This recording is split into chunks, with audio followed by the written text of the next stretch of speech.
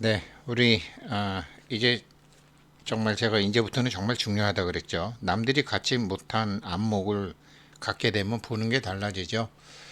이거를 이제 이 스탠바인슈타인 할배는 시장 단계 분석법이라고 했는데요.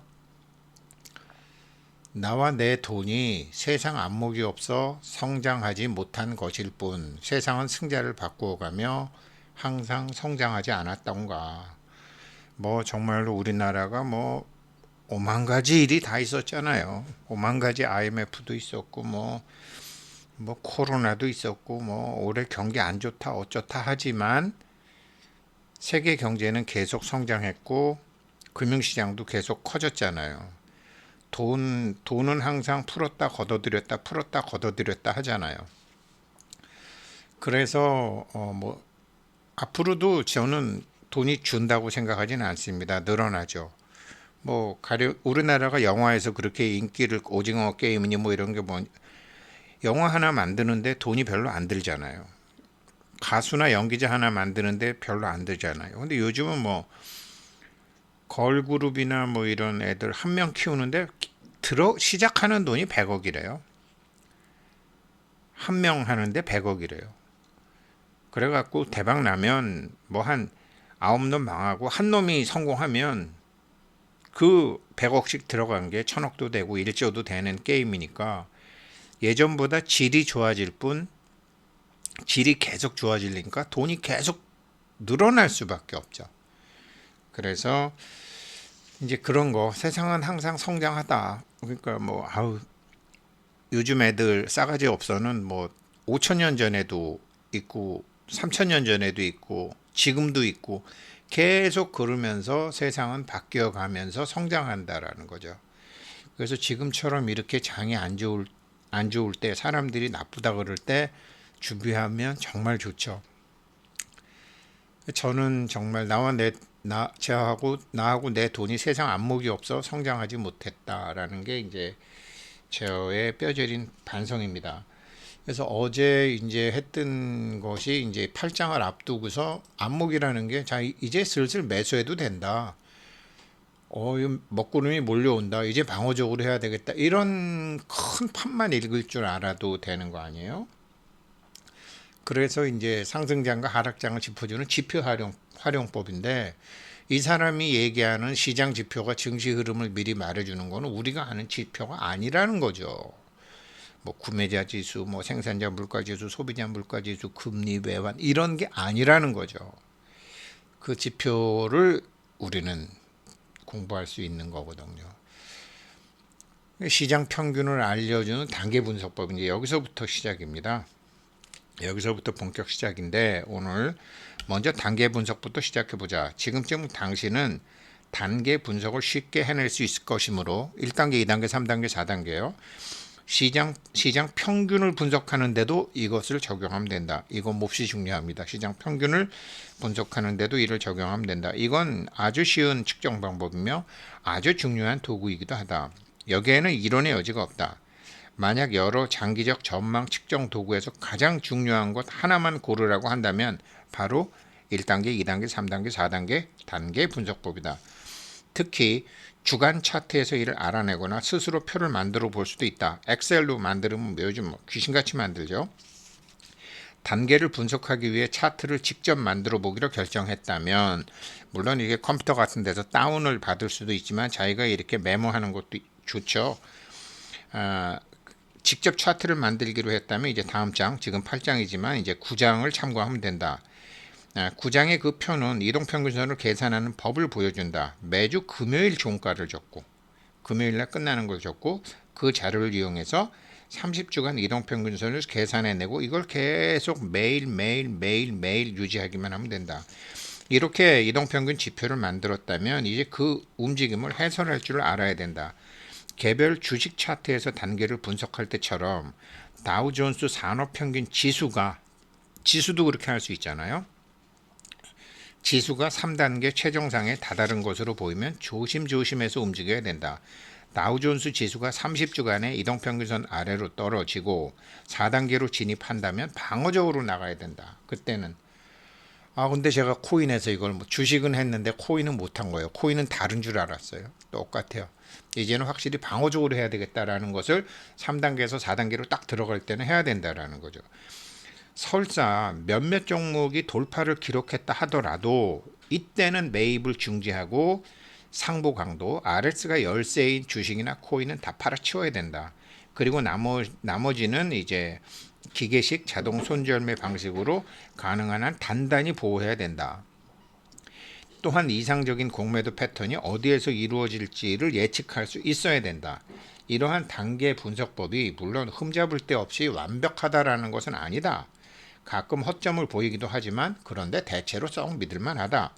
과거 수십 년 동안 전개된 하락 장세마다 이 지표는 어김없이 부정적인 신호를 보내왔다.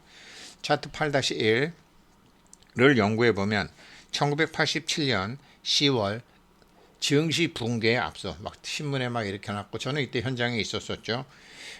붕괴에 앞서 내가 하락세를 예측하게 된 까닭을 알 수 있을 것이다. 1984년 8월 30주간 이동평균 선 위로 상승한 84년 이제 여기죠.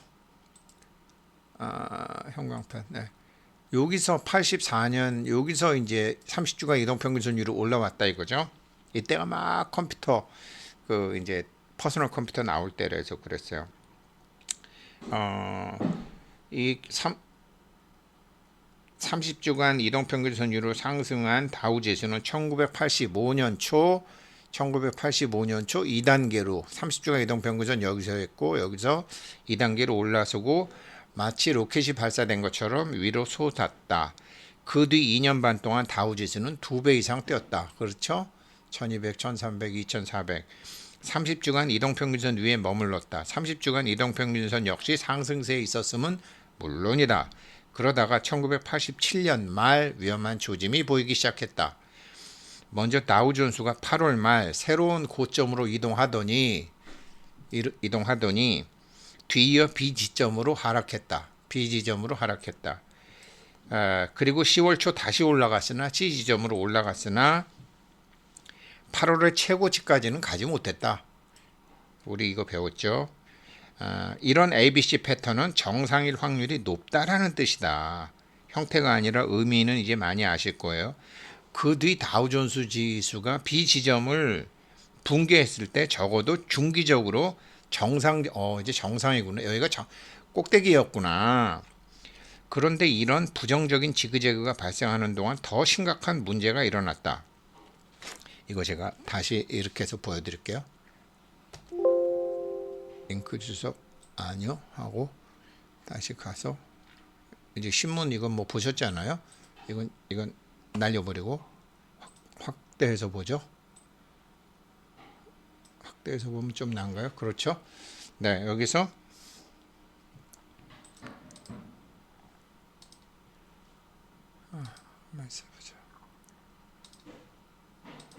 여기서는 이렇게 해서 잠깐만요.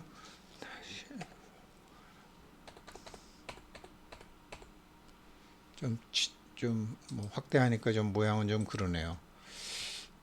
여기서 A 지점까지 올라갔고 B 지점까지 내려왔고 다시 C 지점까지 올라가니까 이제 그랬죠.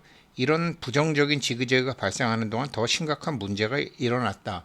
30주간 이동평균선, 이거 30주간 이동평균선이 상승세를 상실하고 하락하기 시작한 곳이다. 여기서요. 하락하기 시작한 곳이다. 이는 3단계가 끝났음을 알리는 걱정스러운 신호였다. 다우존스 지수가 2450 근처에서 30주간 이동평균선 아래로 떨어지면서 주식은 마지막 타격을 받았다. 이는 증시가 4단계에 들어갔으니 빨리 매도하라는 경고이자 파티는 끝났다라는 신호였다. 드디어 새로운 하락 장세가 시작되었다. 그 뒤로 하락세는 점점 빨라지더니 급기야 증시 역사상 가장 크게 폭락하는 10월 19일 블랙 먼데이를 맞고 말았다. 많은 사람이 갑자기 주식시장이 붕괴됐다고 주장하지만 이제 우리는 갑자기가 아니라는 것을 알 수 있다. 1929년 대공황 때도 똑같았다. 이 역사적인 폭락을 두고 온갖 썰이 난무하고 또 이를 다룬 책도 많이 나왔지만 어느 날 갑자기라는 것은 없다. 그중 사실을 제대로 적시한 것은 극히 일부다. 어떤 저자는 1929년 재난을 피할 수 있는 유일한 방법은 주식이 과대평기 시작한 1928년 초에 증시를 빠져나오는 것이라고 주장했는데 그건 말도 안 된다. 역사와 주식 주기는 사실상 반복한다. 역사에서 배우지 못하는 사람은 같은 실수를 반복할 수밖에 없는 그런 운명에 처해버린다. 주가가 과대평가되었던 1928년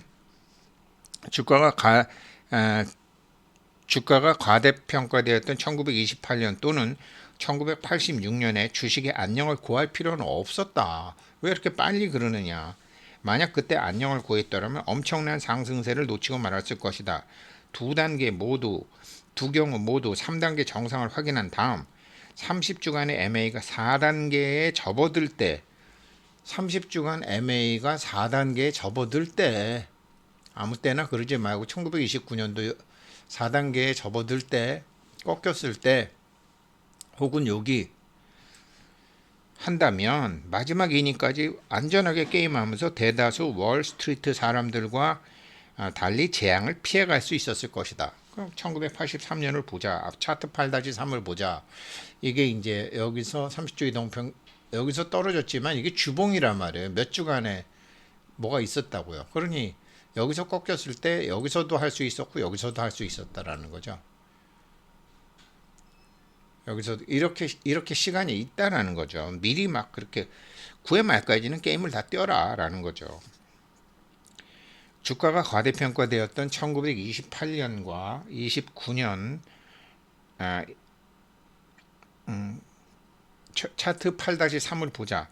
이 차트들은 모두 이 차트도 확대한 거예요. 이 차트들은 모두 하락 장세에서 다우존스 지수가 30주간 이동평균선 3단계 정상에서 4단계로 붕괴하는 양상을 보여준다.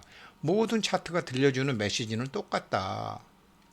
여기도 지금 이제 꺾이고 이 추세선 밑으로 내려왔죠. 그러니까 평평해졌어요. 30주 이동평균선 밑으로 내려왔고 올라갔는데 이거보다는 못 올라왔고 여기도 30주간 이동평균선 밑으로 내려와서 올라갔는데 안 됐고 30주간 이동평균선 밑으로 내려왔는데 올라가질 못했고 다시 올라갔는데 또 못 올라갔고 내려왔는데 뚫고 갔지만 지난 거쳐 1972년 다 똑같아요. 무슨 이게 1968년 70년은 이제 미국 달러화 그거 위기 이때는 뭐 닉슨 도트린이 뭐 이런 거 그 다음에 2차 오일 쇼크 전부 고점을 못 올라가고 이렇게 무너졌다라는 거죠.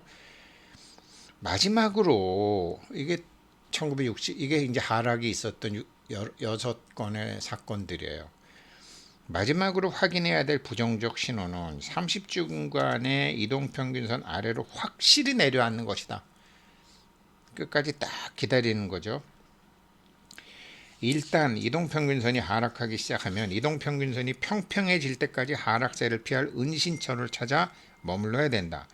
다우지수가 계속 떨어질 때는 개별 종목 차트가 잠깐 이동평균선 위로 상승했다고 해도 거기서 나오면 안 된다. 만약 중요한 8-4는 없는데 제가 8-4는 했죠. 네. 그래서 8-4를 보면 운신 다 내려왔잖아요. 30주간 이동평균선 아래로 완전히 내려왔잖아요. 그랬는데 닿다가 올라갔는데 여기까지는 안 갔잖아요. 여기도 반등은 했는데 여기까지는 안 갔잖아요. 내려왔다가 올라갔는데 내려왔지만 이 고점은 안 가잖아요. 여기는 쌍바닥 치고 올라갔잖아요. 전부 이런 식으로 기간이 있다라는 거죠. 은신처가 여기가 은신처라는 거죠. 지금 한편 이 중요한 장기 지표는 한 가지에만 쓸 수 있는 측정 도구가 절대 아니다. 내가 몇 년에 걸쳐 조사한 다른 많은 분석 지표와는 달리 단계 분석법은 하락 장세와 상승 장세를 시발점을 탔는데 다 사용할 수 있다.